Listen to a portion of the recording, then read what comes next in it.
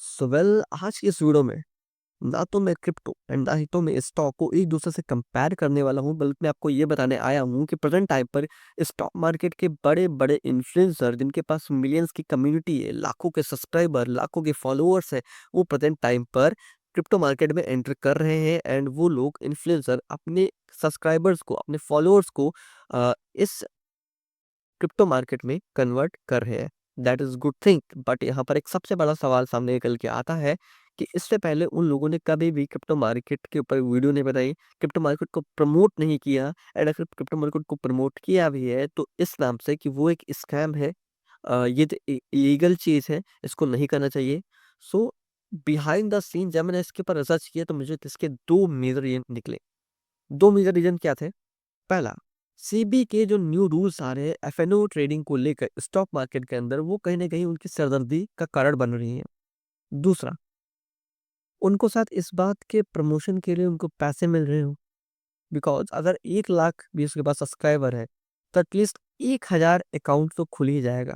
Account का मतलब, आपने ध्यान दिया ना कि एक साथ सारे के सारे इन्फ्लुएंसर एक ही ऐप को प्रमोट कर रहे हैं, and that name is delta exchange. आइए, आपने नाम तो सुना होगा।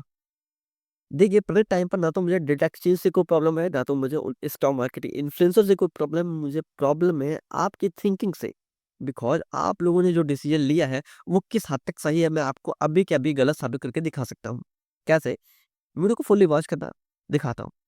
देखिए, पहली चीज, हो सकता है आप लोगों ने उनके कहने पर, उनके बिलीफ पर उसमें एक अकाउंट को ओपन किया, ठीक है। ऐड हो सकता है आपके पास लाखों का फंड हो, 1 लाख, 2 लाख, 10 लाख, 20 लाख, 50 लाख, कितना भी फंड आपके पास हो सकता है। बट इन फ्यूचर केसेस अगर वो एक्सचेंज में कोई प्रॉब्लम आती है, हैकिंग आती है, मतलब उसमें कोई हैक होता है, कुछ लिक्विडेशन ऐसा कुछ भी अगर होता है, तो उस पैसे की रिकवरी करके कौन देगा? वो एक्सचेंज आपको नहीं देने वाला है, बिकॉज उन्होंने अभी तक अपना पीओआर, जो सबसे बड़ी गलती आपकी ये है कि उन्होंने नंबर वन पर, कि उन्होंने अपना पीओआर यानी कि प्रूफ ऑफ रिजर्व शो नहीं किया। मतलब प्रूफ ऑफ रिजर्व का मतलब होता है कि इन फ्यूचर केसेस अगर आपके फंड के साथ कोई भी प्रॉब्लम सामने निकल के आती है तो वो लोग उसकी रिकवरी कराएंगे, बट उन्होंने ये चीज को शो नहीं किया है। ये सबसे बड़ी प्रॉब्लम है। दूसरी हमारे बात निकल के आती है लिक्विडिटी। चार्ट पर लिक्विडिटी को हमेशा शो किया जाता है, जैसे कि ट्रेडर इजीली अपने डिसीजन ले पाए, इजीली ये चीज समझ पाए कि ये एक्सचेंज कैसा है, एंड इसके पास कितने कस्टमर है, कितने इसके पास लिक्विडिटी है, इसके पास कितना पैसा है, कहाँ पर है, एक्सचेंज में है कि नहीं है। ये सभी की सभी चीजें उन्होंने अभी तक शो नहीं की है, जो सबसे बड़ी गलती है उनकी। अब इन दोनों के साथ आपको ये सोचना है कि आपको अपना पैसा उसमें ले जाना है कि नहीं ले जाना है, उसमें अकाउंट क्रिएट करना है या नहीं कराना है। अब आप लोग इसमें कह सकते हो कि भाई मेरे सबसे बहुत बढ़िया यूट्यूबर हैं जिनके पास 1-2 लाख, 10-20 लाख सब्सक्राइबर है, उन्होंने ऐसा कहा है तो भाई सिक्योर तो हो गए।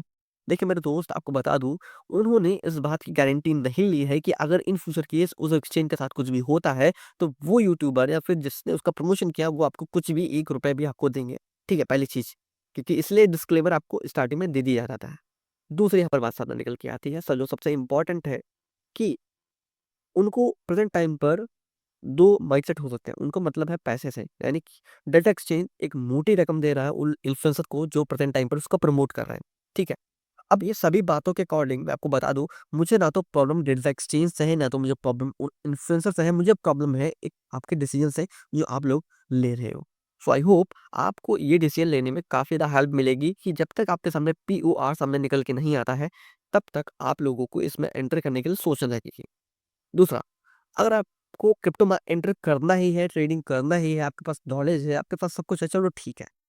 मैं प्रेज़ेंट टाइम पर कोई भी प्रमोशन नहीं कर रहा हूँ, किसी भी एक्सचेंज का, किसी भी ऐप का, और ना ही आप लोगों को डिस्क्रिप्शन में कोई भी लिंक आपको देखने को मिलेगी।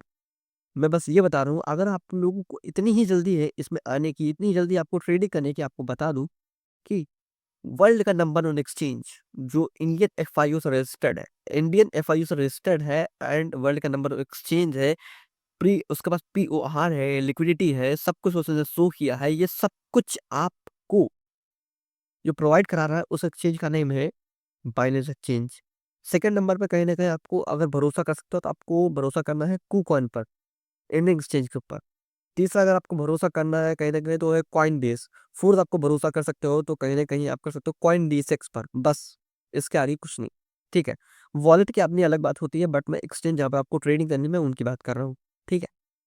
इतना सब कुछ होने के बाद मैं अब इस नतीजे पर पहुँचा हूँ कि प्रेज़ेंट टाइम पर आप लोगों को अपना डिसीज़न अपने हाथ में लेना है, इस पर रिसर्च करनी है, एनालिसिस करनी है कि मुझे अपने लाखों का फंड एटलीस्ट अगर आपके पास 10,000 का भी फंड है, तो भाई ₹10,000 बहुत होते हैं। तो उसके भी ऊपर भी आपको सोचना है कि कभी भी मेरे साथ कुछ भी गलत हो सकता है। एंड जानकारी के लिए आपको बता दूँ, 2022 नवंबर में एफटीएक्स कोलैप्स हुआ, जो वर्ल्ड का सेकंड, थर्ड नंबर के आस-पास कुछ ऐसा था। सबसे बड़ा एक्सचेंज था। रिसेंटली अभी कुछ टाइम पहले लगभग 2 महीने पहले बायबिट में 1 बिलियन अप्रॉक्स 100 करोड़ का हैकिंग हुआ, इससे ऊपर का हुआ। तो ये कुछ सही बात नहीं थी। और पिछले 5 सालों में मैंने जो क्रैशेस देखे, जो ट्रैप्स देखे, एक्सचेंज के ऊपर जो केसेस हुए, उन्होंने लड़ा, किसी के फाउंडर के प्रेस मतलब बहुत सारी ऐसे मैंने न्यूज़ देखी, तो उसके बेस पर, उस एक्सपीरियंस के बेस में मैं आपको ये चीज़ समझा रहा हूँ। आई होप आपको समझ में आ जाएगा। तो फिर चलिए उस टॉपिक को तो खत्म करते हैं, बट अब यहाँ पे बात आती है कि प्रेज़ेंट टाइम पर एक सबसे ट्रेंडिंग न्यूज़ है ग्लोबली कि टैरिफ लगने वाला है, जो कि लगाएगा डोनाल्ड ट्रम्प। अब ये बात सुनते ही सभी के मन में एक हलचल सी पैदा होगी कि भाई tariff tariff tariff tariff tariff होता क्या है? पहले इस चीज़ को समझो।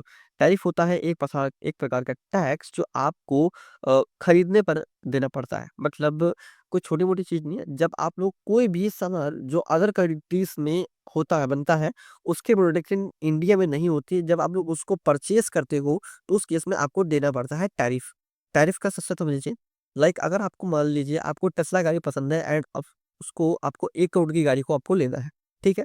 1 करोड़ की गाड़ी आप लोग लेना चाहते हो, तो आप लोग क्या करोगे, बाहर से ऑर्डर दोगे। वहाँ पर अगर टैरिफ मान लेते हैं अगर 110% लगा पड़ा है पहले से, तो आपको वो गाड़ी 1 करोड़ की ना पड़कर 2 करोड़ 10 लाख की पड़ेगी।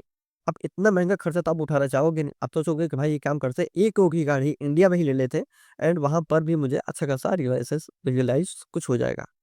देखिए, यहाँ पर आप लोगों ने जब गाड़ी खरीदा तो सबसे बड़ा फ़ायदा क्या हुआ? उस कंपनी में ग्रोथ आई, ठीक है? कि आपके जैसे बहुत सारे कस्टमर्स होंगी, ठीक है? बात करूँ टेस्ला की, तो टेस्ला की प्रोडक्टिंग हमारे इंडिया में नहीं होती है, तो उनके इस तरीके से लॉस हुआ क्योंकि उनके 1 करोड़ 10 लाख रुपए फूँक के चले गए। तो मुझे ऐसा लगता नहीं है कि टैरिफ लग सकता है, अगर लगेगा भी तो छोटा-मोटा परसेंटेज में लग सकता है, ताकि उससे ज़्यादा फ़र्क ना पड़े। दूसरी बात, इंडिया की मैं ग्रोथ की बात कर रहा था, जब आप लोग यहाँ पर परचेज़ करोगे, इंडिया की ग्रोथ होगी, इंडिया में रोज़गार आएगा एंड इंडिया कहीं न कहीं डेवलप करेगा एंड ये सबसे बड़ी अच्छी चीज़ है, टैरिफ के लगने से, ठीक है? तो ख़ैर टैरिफ की तो बात बस सीमित रहेगा, लेकिन अब बात यहाँ पे आती है कि मैंने आपको जो डिसीज़न लेना सिखाया है, यानी कि आपको कौन सा एक्सचेंज यूज़ करना है एंड कहाँ पर आपको इन्वेस्ट करना है, ये आपको डिसीज़न हाथ में है एंड टैरिफ के बारे में आपको न्यूज़ बता दूँ, लैम्बोर्गिनी को कार के ऊपर लग चुका है। सो प्रेज़ेंट टाइम पर ये आपके खुद की हित की बात है कि आप लोग क्या चूज़ करोगे। तो आई होप वीडियो आपको काफ़ी ज़्यादा अच्छा लगा होगा एंड अगर अच्छा लगा है, तो एक बार इसको लाइक कीजिएगा एंड अगर ये न्यूज़ काफ़ी ज़्यादा आपके लिए इम्पोर्टेंट हो तो आप लोग प्लीज़ एक बस अपने दोस्तों के साथ शेयर कीजिएगा ताकि उन लोगों को भी इस बात का पता लग पाए कि भाई डेल्टा एक्सचेंज में क्या-क्या प्रॉब्लम्स आ रही हैं।